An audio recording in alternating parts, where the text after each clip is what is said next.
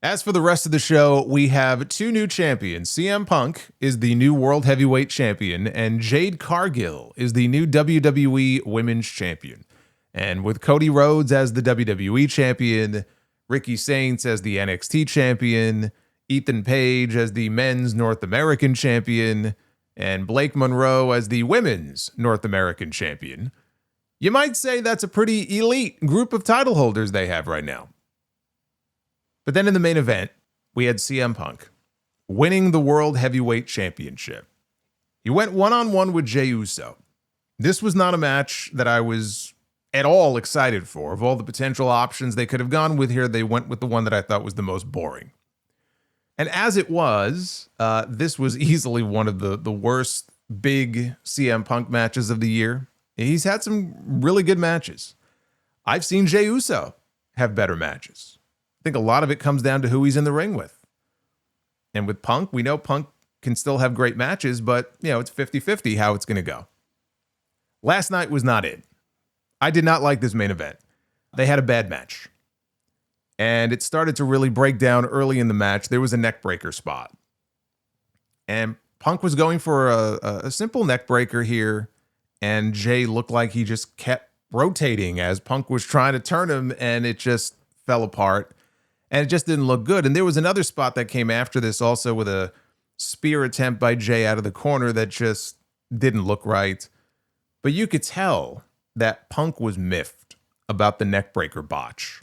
Because he immediately gets up and he kicks Jey right in the fucking head. And then they redid the spot. And it reminded me of Vader not moving when he was supposed to at SummerSlam when Shawn Michaels came off the top rope. So Shawn just lands on his feet and he just stomps him right in the head. Bret did that with Davey Boy in their Wembley match. Actually, Punk was part of that watch-along. They did a watch-along years ago. I forgot what YouTube channel it was on. They did a watch-along of the Bret Hart British Bulldog match, and Bret was there and Punk was there. I think Booker T might have been part of it. And they talked about the spot where Bret had Davey in a sleeper hold. And he really wanted Davey to milk the sleeper before he got to the ropes. 30 seconds, a minute, whatever it was, but build drama, right? Take your time, slow down. And Davey just rushes over and grabs the rope. And he killed all the drama, and Bret was pissed.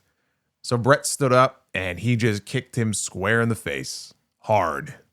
Maybe not like a full-on shot, but he kicked him hard enough to wake his ass up. And then they redid the spot. Maybe Punk had that on the brain, since he was part of that watch-along. But I was also thinking about this. I mentioned when I was doing my review of the match last night, there was a moment where Punk gave Jey a go to sleep. Right, one of the 18 times he gave him a go to sleep in this match. And Jey fell out of the ring, right? He didn't fall out of the ring as a shoot. It was part of the spot, but he falls out of the ring. And Punk goes outside and he grabs a bottle of water. And he pours the water on Jey and then puts him back in the ring. And I thought, well, that was strange. Why would you do that? Maybe he was trying to wake his ass up because he didn't look like he was all there in the first half of this match.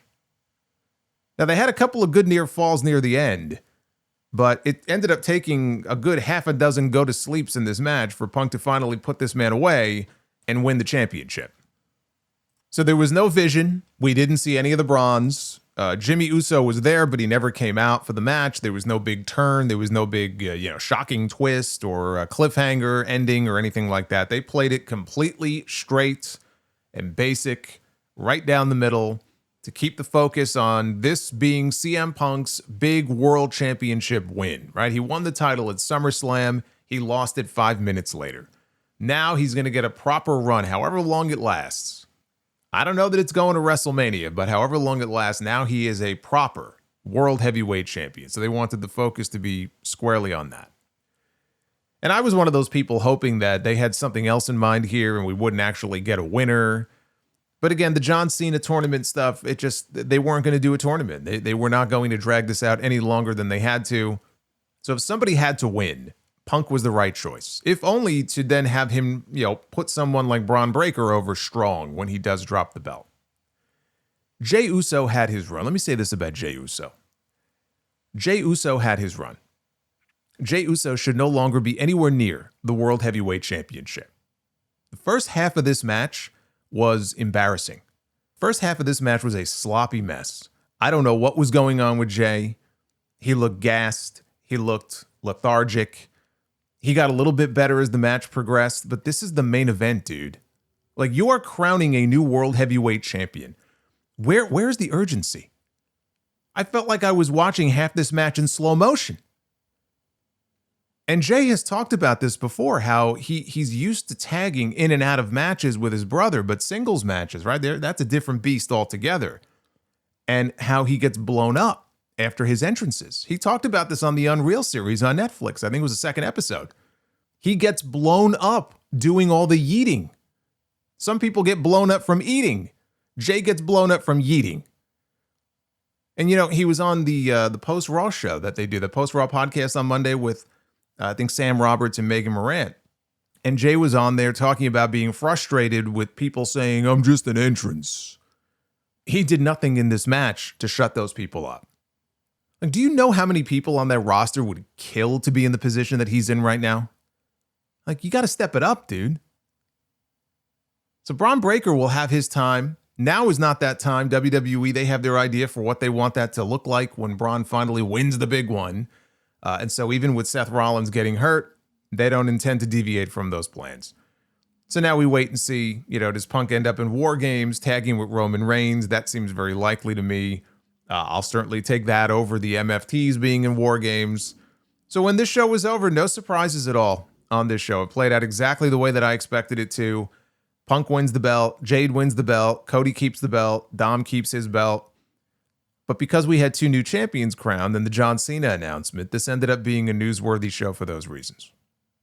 Also, the first Saturday night's main event of 2026 will be held in Montreal, January 24th. SmackDown is going to be held there the night before. So that will make 3 straight months of Saturday night's main event shows. And just like this year, that one takes place a week before the Royal Rumble.